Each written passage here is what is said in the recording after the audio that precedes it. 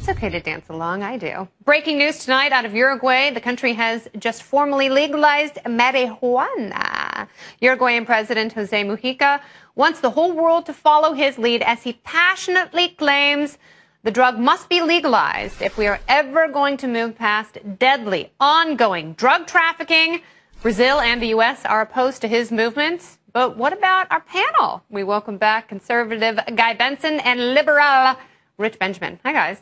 Welcome back. We totally missed you. We were talking to a guy from San Diego about the border. But now we need to talk about the reefer, because Uruguay wants the entire world to legalize marijuana for the good of humanity. So, Guy, is this a good idea? Let me first say that I, for one, am really looking forward to the Independence live from Montevideo for the entire month of January. I think it's going to be ratings bonanza. I think it'll be just terrific. I'm interested to see how this goes, both on a policy level, but also on a political level, because if you read some of the reports from down there, the left-wing government is all for this. It's not a very popular law. You're absolutely right. The Conservative Party in Uruguay is like, no. Yeah, so we'll see. I think I saw 58% of the country, which is a substantial majority, is opposed to this. So will that cost the governing coalition in their next election? Will the Conservatives seize on this? Will the public warm up to the idea eventually if things Well, never mind Uruguay. Okay? Is it a good idea? I mean, do you think pot leads to harder drugs? Do you hate the weed? I don't hate. I've never tried the weed. I'm not asking about your personal preference. Well, that's how I took your question. No, baby. Come on, stop filibustering. Are you in favor of legalization or not, sir? Thank you, Camille Foster. I'm sort of ambivalent on it. Ambivalent? On the drug war? I see both sides of it. I don't necessarily want America. No, you just want to be the cool Republican. Well, no. I mean, let me say this. I don't want America to become, the red light district of Amsterdam. I don't think that all sorts of legalization of all sorts of drugs is necessarily the best thing. Well, let's just talk about marijuana narrowly. But I think that there is an enormous amount of money wasted, resources wasted, prosecuting this stuff, and I think that we have more important, but bigger fish to fry than this. So like heroin. Legalize it. Yeah. I'm open to it. How about that? Rich, what is he saying? Can you translate? Do you speak conservative? No, I do think he wants to be the cool Republican. But there's something I want to agree with, is that I also have an ambivalence about this. We have to see how it plays out. I'm fascinated by the policy of it. I'm fascinated by the politics of it.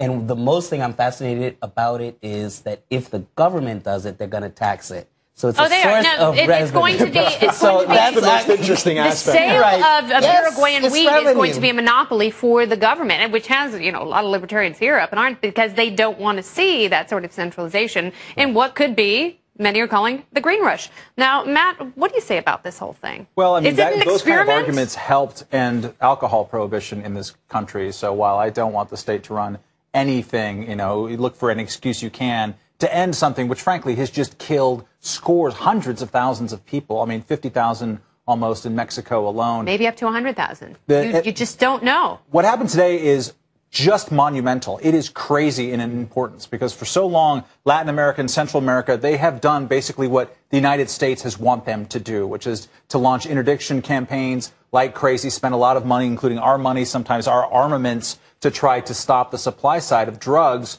as if the demand will somehow magically go away. The demand hasn't changed at all. If anything, we're probably having a little bit more, No, but you know what has changed in Portugal, as I'm sure you two have followed this, they have decriminalized marijuana in that country. And violence and drug use have both gone down in Portugal. So if Uruguay is fronting this grand experiment, I hope it's successful, so they can show Brazil, so they can show the United States, this is how you end Unless legalization somehow results in people being locked up spontaneously for committing nonviolent crimes, I cannot imagine how it is actually a worse situation than the status quo. And I, quite frankly, am very disappointed in the president. I'm very disappointed in conservatives for not taking what is a very conservative position. Government, keep your nose out of people's personal business. We don't have to like people getting high, just like I don't like people getting drunk necessarily. I like people eating too much cheese. Occasionally.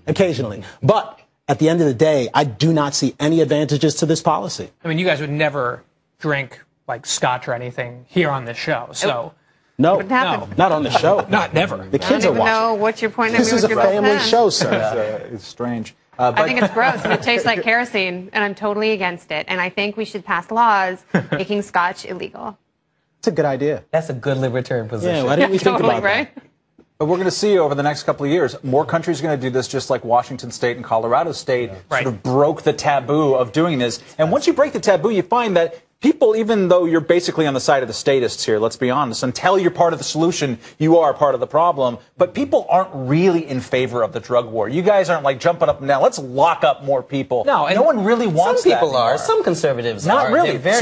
Some progressives are as well. The president laughs when he's asked questions about this. See, as a conservative... He's got a horrible record on the drug war. As a conservative, I am open to empirical evidence. So I'm really interested to see what happens in Colorado and make some judgments based on those merits. That's what I love, because not to stereotype, but Republicans are really known for embracing science. They love it. And blanket empiricism. I think we're pretty pro-empiricism on things like the debt, which we were talking about earlier, and the anti-science party is the other party. Oh, very interesting. I love it. The final barbs. Gentlemen, thanks again for being here.